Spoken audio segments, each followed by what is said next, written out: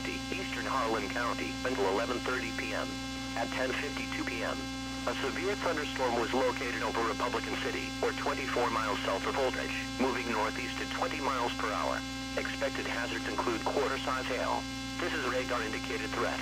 The following impacts are expected. Damage to vehicles is expected. Locations impacted include Alma, Franklin, Hildreth, Republican City, Napanee, Bloomington, Huntley, and Harlan County Dam. Prepare immediately for large hail and deadly cloud-to-ground lightning. Seek shelter inside a well-built structure.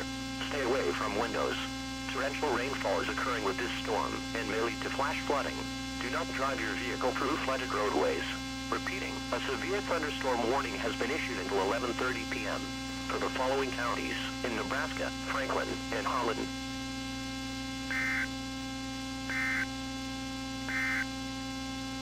You are listening to